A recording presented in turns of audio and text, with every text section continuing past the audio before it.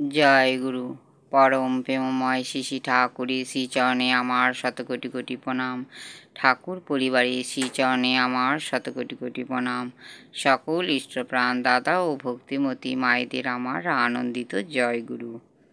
আজ এই পবিত্র শ্রাবণ মাসের 28তম দিনে জগৎজননী শেষে বড় মার কিছু ঘটনা না বললে নয়।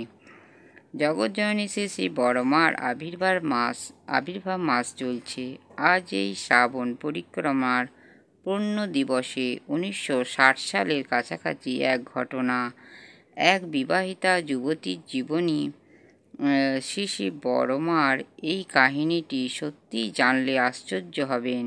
1960 সালে রায়গঞ্জের সুভাষপল্লী থেকে এক অভিভাবক সহ ছুটে এসেছেন এক অবিবাহিতা যুবতী।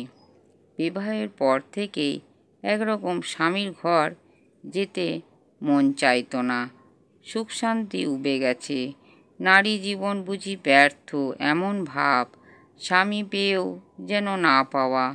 সমাজে নানান বেড়াজাল, রকমারি গুঞ্জন, মনের কন্দরে লুকিয়ে থাকা ব্যথা বেদনার কথা বলবে এমন আপনজন পায়নি। মনের বাঁধন প্রায় শিথিল। দয়ালকে পেয়ে নিবেদন করল মন বেদনা। শ্রী শ্রী ঠাকুর বললেন, বড় বউয়ের কাছে গিয়ে সব খুলে বলগে যা। শান্তিকামী মাটি শ্রী শ্রী বড় মার শ্রীচরণে সংগোপনে ব্যক্ত করল সকল বিভ্রান্ত। শ্রী শ্রী বড় মা শোনার পর ডাকলেন তার অভিভাবকদের। পুনরায় সৎ পাত্রে পাত্রস্থ করা হয় যেন। কিসের ভয়, কিসের সমাজ, আমি আছি জানবি। সে কি দারুণ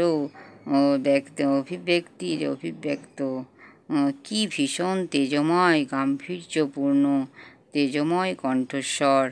মেয়েটির স্বামী ছিল পুরুষত্বহীন। জগৎজননীর আশীর্বাদে পাত্রও মিলল।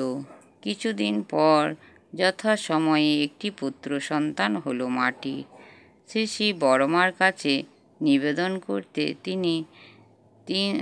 তিনি নাম আশীর্বাদ করলেন শিশুটির। এমনিভাবে শত শত নারীর তাদের মনের অব্যক্ত দুঃখ বেদনা, হৃদয়ে হাহাকার যন্ত্রণা শ্রী শ্রী বড়মার নিকট ব্যক্ত করেছে। সমাধান প্রার্থনার বুক ভাসিয়েছে, মুহূর্তেই পেয়েছে সান্ত্বনা, স্বস্তি, আনন্দ।